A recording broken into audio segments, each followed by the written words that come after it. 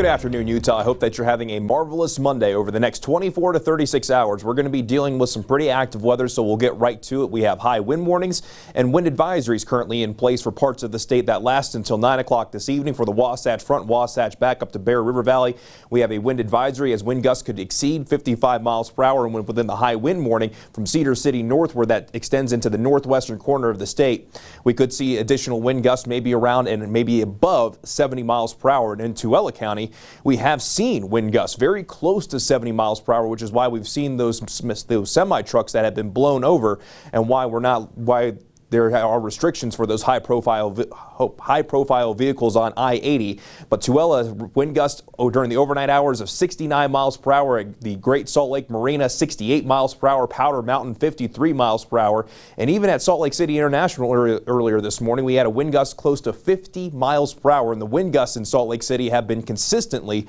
above 30 miles per hour just about all morning so far. All of this is being driven by an upper-level low pressure, and it's sending a lot of moisture our way. So right now, we're dealing with the winds, and it's only a matter of time before we start to see more wet weather moving in, and we're also going to get more times of mountain snow. But we are seeing at least wet weather in the northern part of the state in Cache Valley, also seeing a little bit more over towards Park Valley, and you've been dealing with wet weather for a good amount of the morning so far in northeastern Nevada, and you are going to see more as the morning turns into the afternoon as we go into this evening as that wet weather spreads across the Beehive State.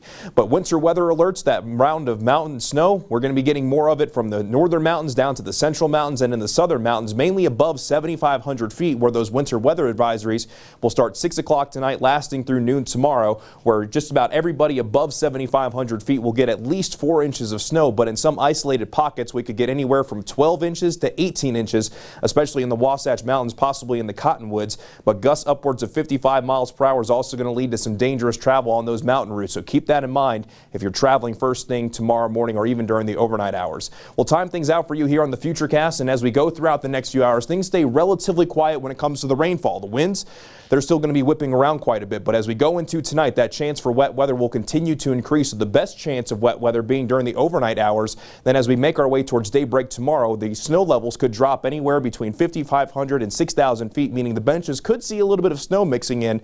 But the trend by tomorrow afternoon will be the wet weather starting to gradually move away, but with some lake enhancement. We're going to keep the chance for at least some wet weather in the forecast through the late stages of Tuesday into early Wednesday before all the wet weather leaves by Wednesday afternoon. But for today, we'll go the daytime high of 68 in Salt Lake City, 76 in St. George.